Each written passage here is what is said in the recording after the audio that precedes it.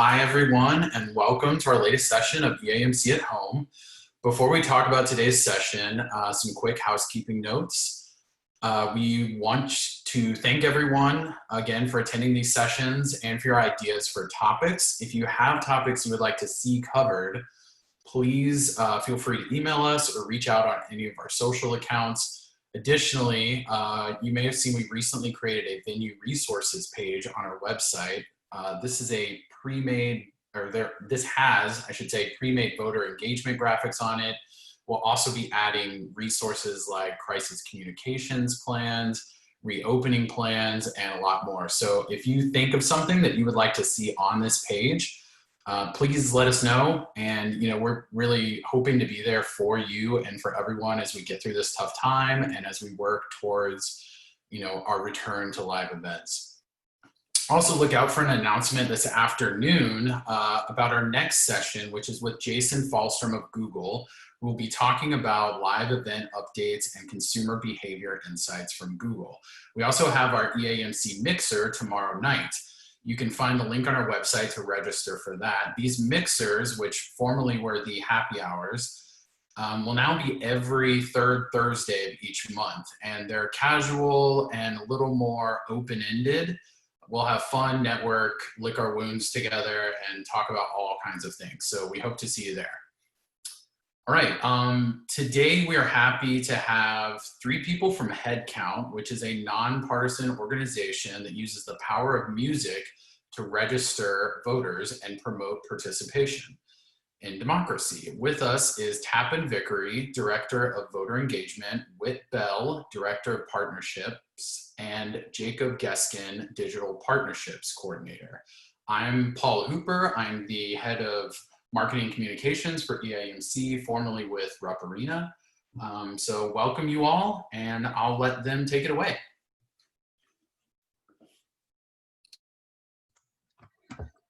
Hi, everybody. Can you hear me? I'm gonna go with yes. Awesome, thank you. My name is Tappan Vickery, and I'm the Director of Voter Engagement with HeadCount, and we're so excited to be here with you guys today. I'm gonna just really briefly give a little presentation about HeadCount and what's at stake in this year's election, so forgive me for a moment while I share the screen. Hopefully, many of you know us from being in your venues. We know that we're often the guest and have had really great experiences with so many of you. So HeadCount got started. Can you see the screen? Everybody's good? Sorry, it's always weird from this end.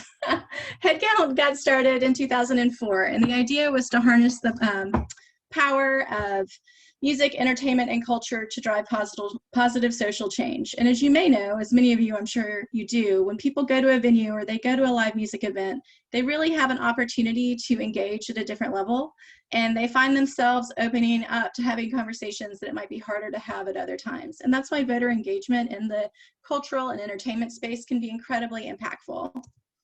But this year has been really challenging. We have learned a lot about our democracy, and we've lost our access to events. But we haven't lost our access to the community that supports events. One of the things that we learned really quickly in March is that we do not have a pandemic-proof democracy. Since then, our electoral system has been changing at a rapid pace. Every state manages their own elections, and they've all gone through transitions that have really challenged how people can access the polls and if they can get there safely.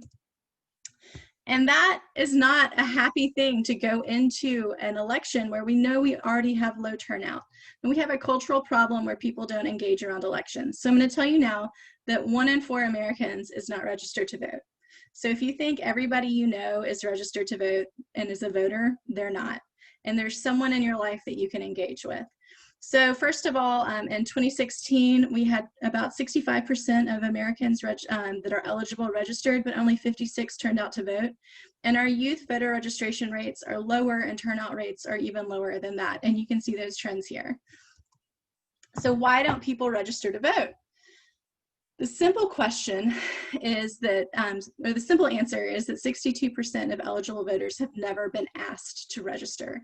And that's what HeadCount does. We go into spaces and we simply say, hey, are you registered to vote at your current address? And that question and being available to answer questions in a person-to-person basis really makes a difference. It's in a very low, it seems like it's a low level ask, but it has a very high impact because you're actually engaging with someone and you feel accessible. It's peer-to-peer voter registration as opposed to someone like telling you you have to do it. So why don't people vote? Often it's because they don't like the candidate, and there's not a lot that we can do about that. But we do talk about down ballot issues, and we know that this year more than ever before, people are aware of the impact of local and state government in their lives. And that is very powerful, and we believe it's going to drive turnout. Even people who are disengaged with federal policy and federal elected officials, they feel like it's the same noise all the time. I can understand that. They are paying attention at a local level right now. And who are these voters? This year is so exciting. We have the most diverse voting electorate in the history of our country.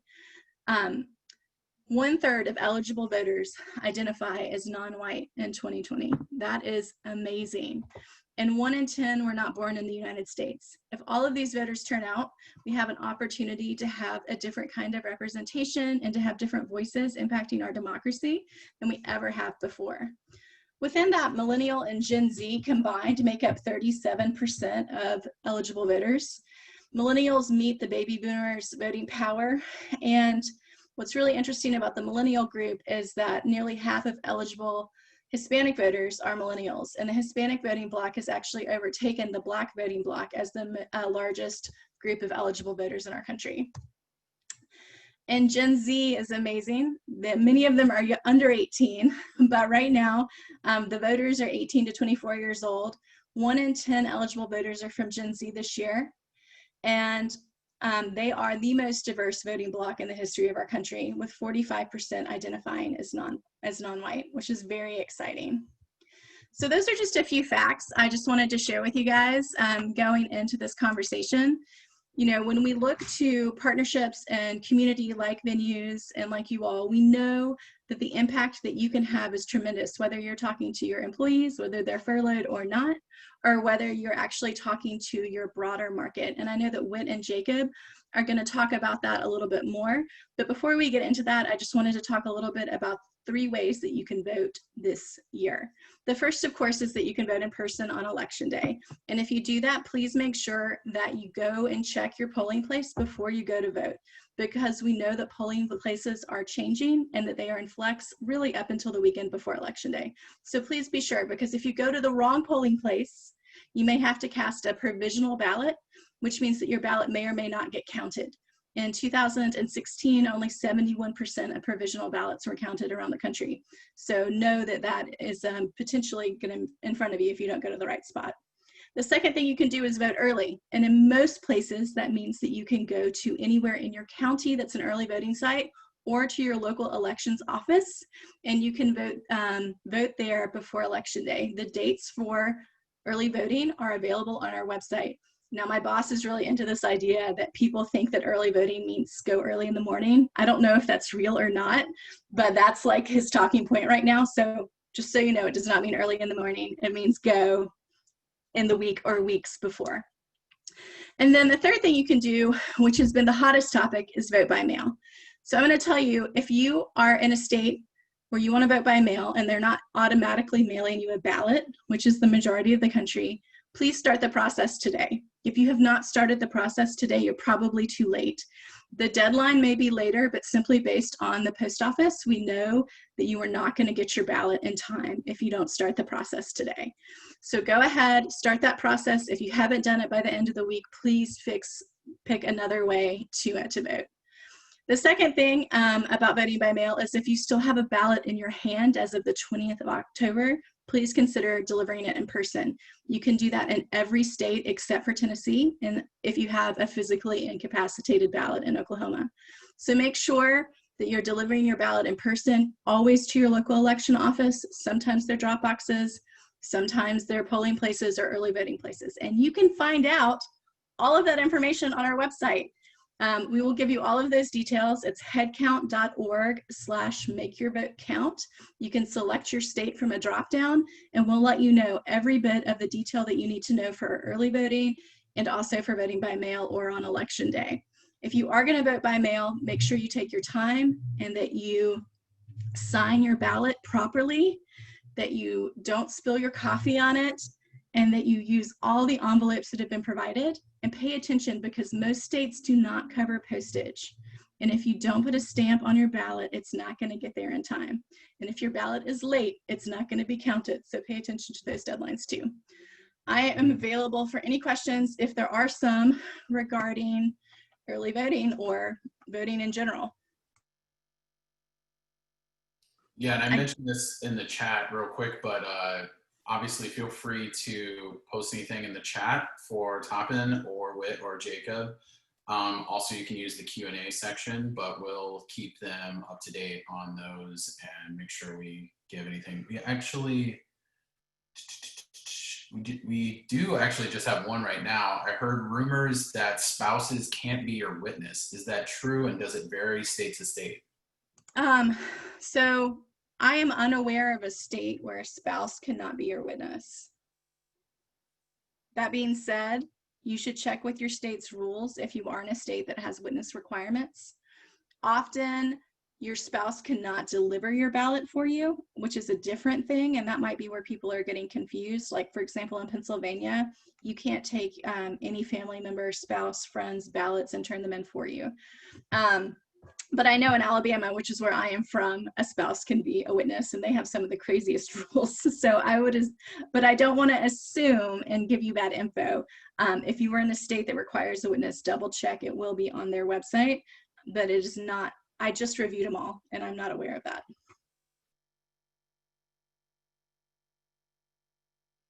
All right, I think that's all ones we have right now. We did get a note from someone who said they've been volunteering with HeadCount outside of their venue since 2016, so that's awesome.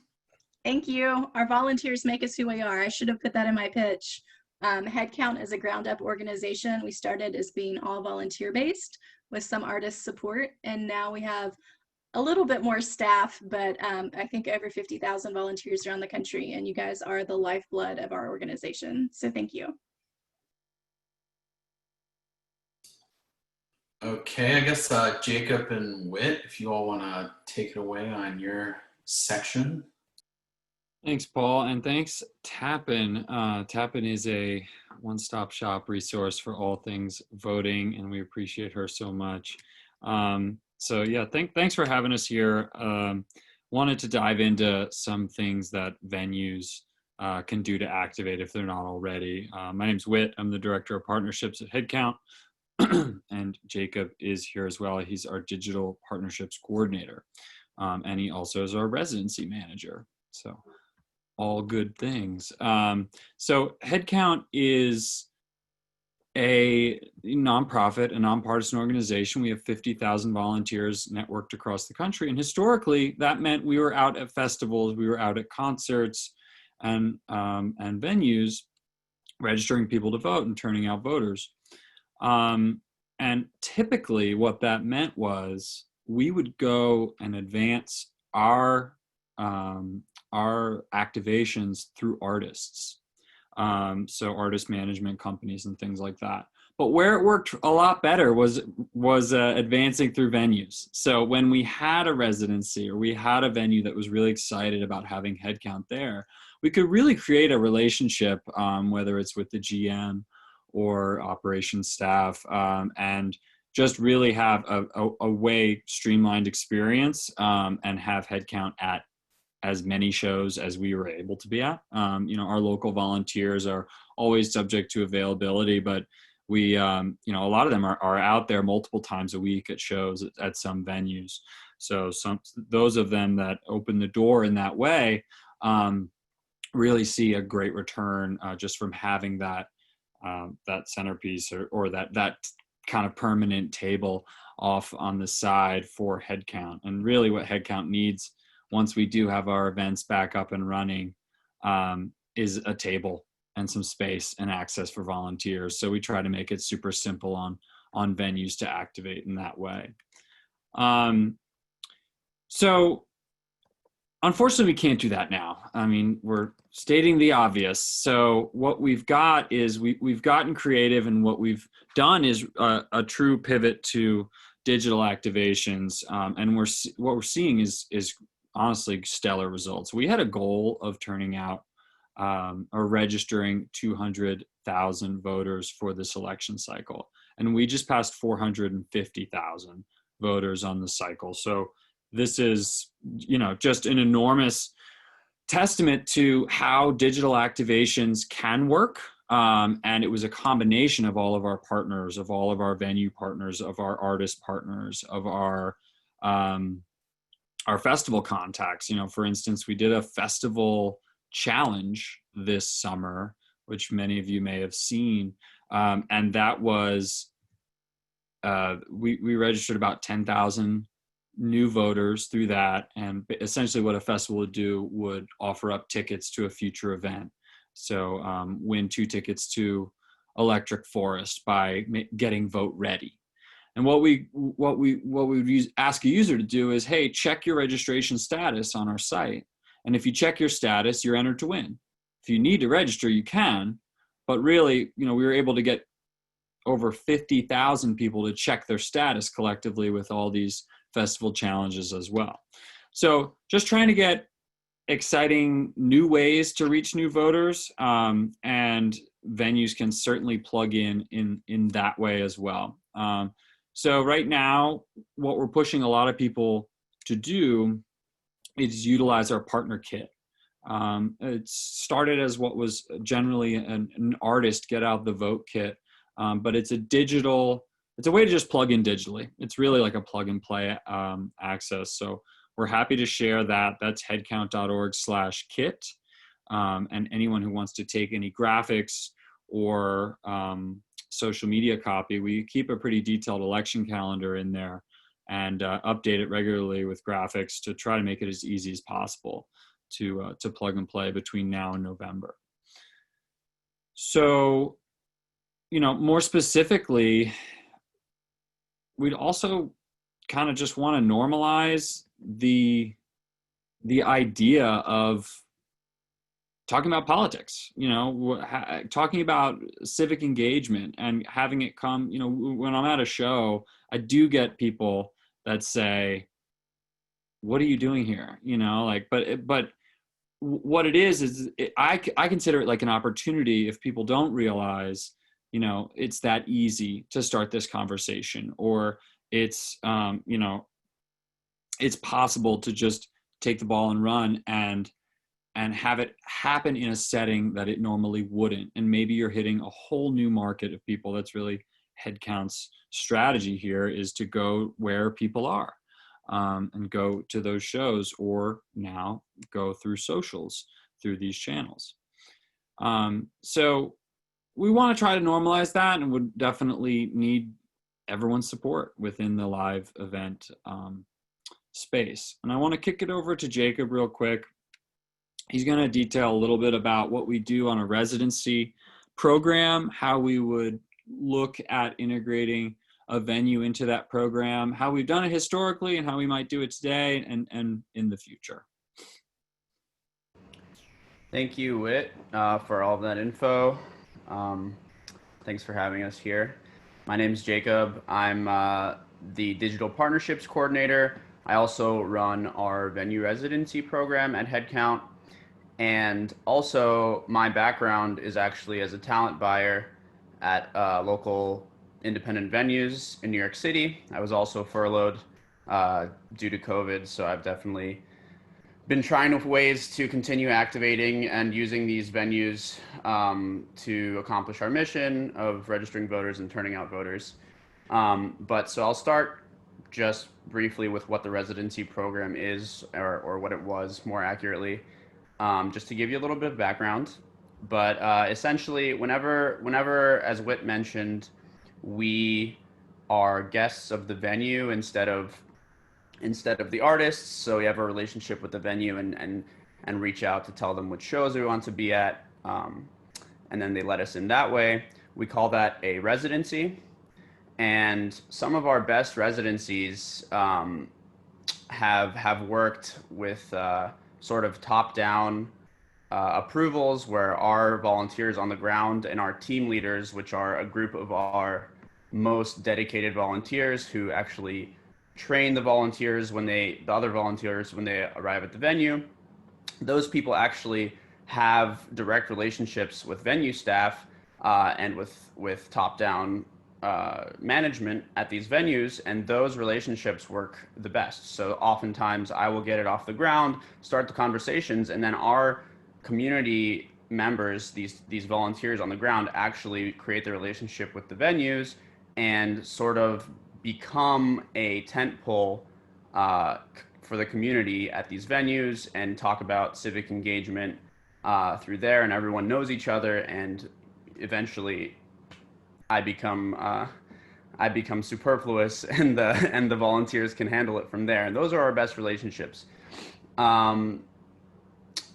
Something that we've started doing also in recent years is for corporate groups. So for instance, AEG, which is of course one of the biggest promoters in the world, we're talking to their corporate level people, and they're basically telling venues, hey, whenever possible, please allow voter registration activations with HeadCount at your venues. And that of course holds a lot of weight when it comes down from corporate, and wherever we can sort of plug in when volunteers are available, we do that. And often this opens up a lot of doors when it comes from a higher up level, and we get to register voters in underserved communities or places that perhaps have never been activated in this respect. And that's the people that we really are most excited about reaching. So if you are a venue manager, owner, talent buyer, anything else in between, and you haven't had voter registration activations yet at your venues, please, and you'd like to, please shoot me an email at g@headcourt. And I would love about having actual volunteers on the ground once, of course, we have shows. That all being after COVID, we transitioned a lot into digital, as Whitt mentioned, and so we've started asking our venue partners who are able to do some marketing of voter registration and getting out the vote in that respect. And you can always reference that kit that Whitt mentioned. It's headcount.org/kit, and you can always post on your socials that way. We've also found that some of our most successful registration and getting the vote out efforts have been through direct email marketing. So if you're able to reach your list, your ticket buyers list with emails or anything like that, directly with a call to action to go vote or register to vote, that is also an amazing thing. Likewise, I think it's probably getting to be too late for applications for this, but I know some venues are using this time to become polling places, and that is also incredible. I think it will definitely increase turnout and allow certain neighborhoods the ability for people to vote in person, especially for the larger venues, in a safer way. And I think, I mean, you know, we're so grateful for every single venue that has offered that opportunity. I don't know what we'd be doing without it. So appreciate that. Thank you so much. Other than that, we really are encouraging everyone to direct their people to our website using the kit, using our social graphics, using Make Your Vote Count. We have a couple of key deadlines still remaining for voter registration in certain markets, which is still the thing that we would like to hit while possible. Otherwise, we are transitioning to just making sure that people know their info on their ballot, know where their polling place is, know how to vote by mail, know how to vote early, as my colleagues have already mentioned.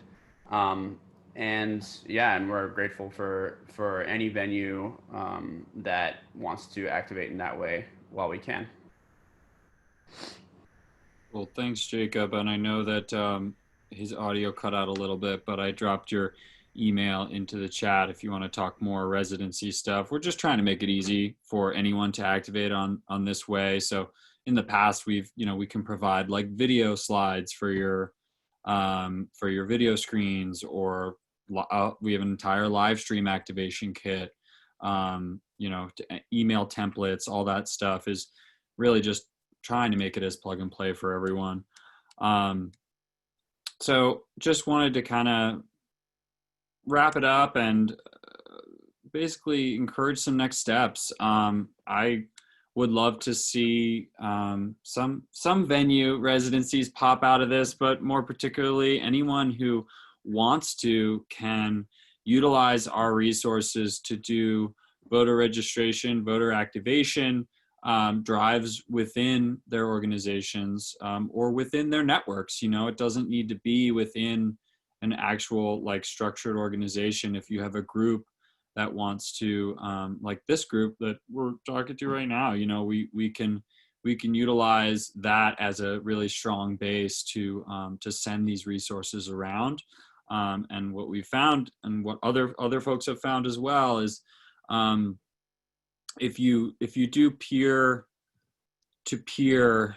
activations. So I tell Jacob that he should be voting. I'm pledging that he's going to be voting. Then I'm going to hold him more accountable, and he's going to statistically turn out and vote more than if I didn't have that conversation. So I encourage you all to have those conversations as much as possible. We have some opportunities as well on HeadCount side, which are virtual volunteer opportunities. Those are right now revolving around peer-to-peer texting, which is the same kind of protocol as what I just mentioned, but essentially texting low propensity voters in battleground states or new voters in battleground states, or voters that from our lists, from our concerts. So for instance, we do a huge activation with Dead and Company every time that they're playing. So we have a ton of information on a bunch of fans of Dead and Company. So we would do a text where it's like, hey, I'm a Dead fan too. Do you have everything you need to vote? Are you registered? And then you have an actual dialogue back and forth with these folks. So we're doing that every day from now until the election. If you want to get involved in that, definitely hit us up at headcount.org/text.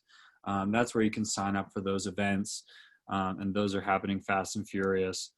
And really what we're looking, just to finally, would love to get anyone on board, would love to get organizations on board. We really think we can inform enormous groups of people through this about the importance of voting, and we can do it digitally, and we will do it in person. So I really want to thank you all for having us, and we'll definitely open up the floor if there's any questions. One thing real quick, I know a lot of venues sometimes, they might be limited in what their social schedule looks like if they wanted to kind of post and engage their local communities.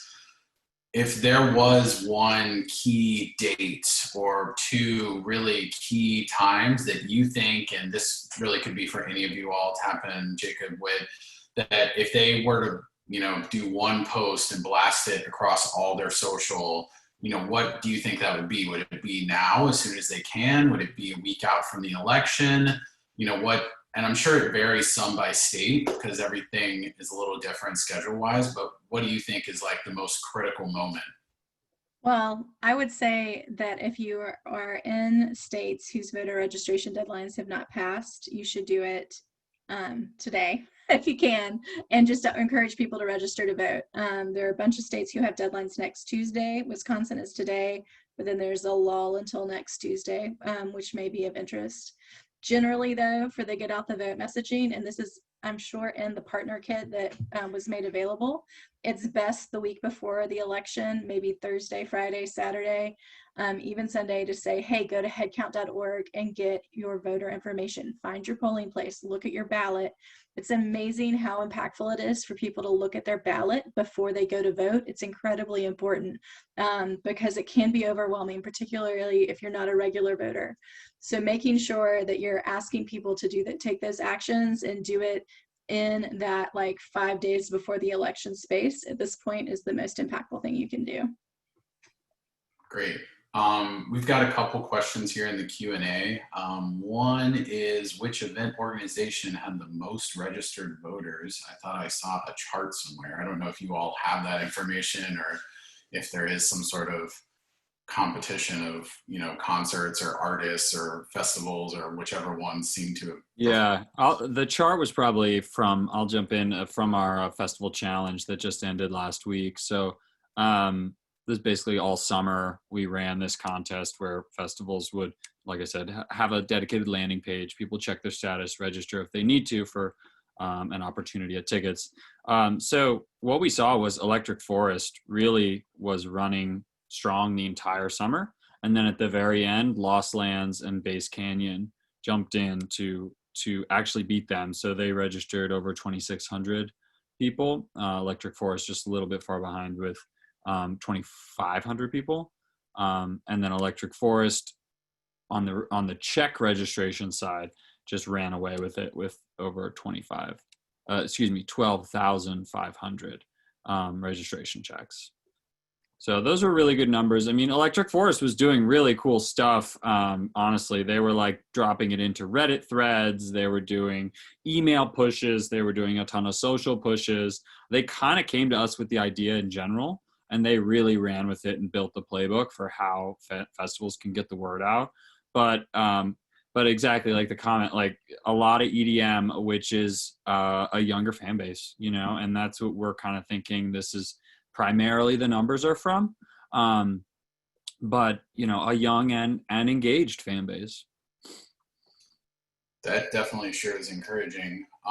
Another thing, anonymous question we have in the Q&A here is, do you all collaborate with other Get Out the Vote groups? Absolutely. So HeadCount, we are not a digital tool provider. So one of our anchor partners is Rock the Vote because they actually provide our main online voter registration tool. We also work closely with TurboVote and Phone to Action in that space. And the larger groups like I Am a Voter or When We All Vote, we're all friends. We collaborate around big days like National Voter Registration Day and the upcoming Vote Early Day, which is on the 24th. And what makes HeadCount a little bit different is our trained large field volunteer team. When we have 50,000 volunteers all over the country, often maybe When We All Vote may have an opportunity, but they don't have as many people on the ground, and we're able to sync up and work together in that way. And we support other voter groups that come to us as it makes sense, in whatever way it's possible. What we can't do necessarily is validate everyone else because we don't work with all of them. But when we do work with a partner, we work very closely to make sure that we are in a comfortable 501c3 space and we have shared values and things along those lines. Great. There was a question about if you all have any sort of events planned around the election day, election night, any sort of special events planned that people can look out for. Yeah, so we're fortunately doing a bunch of really cool live stream events, which I've been coordinating a little bit on my end. A lot of events are doing Getting Out the Vote initiatives. A lot of them are doing benefits to HeadCount. We had a few for voter registration, but on election day, we are going to be partnering in some respect with I Voted, which is a 17-hour, I believe, live stream on the day of election day, where people are encouraged to send a picture of their I Voted stickers, and then they get access to the stream. There will likely be some form of HeadCount stage, so keep an eye out for that. We'll definitely be celebrating. We have a lot of sort of HeadCount family artists that may be taking part, and yeah, we're excited for that. Cool, that sounds great.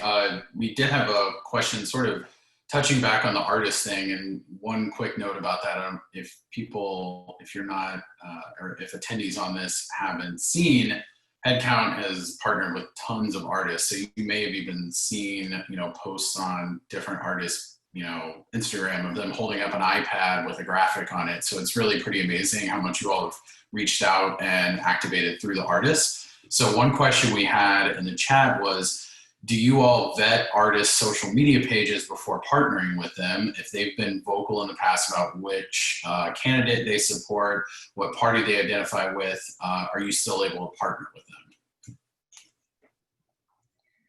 I guess that goes to me, huh? I was going to see if one of the guys wanted to pick that one up. We do not vet their social media. We don't make decisions about who we partner with completely based on their social media post.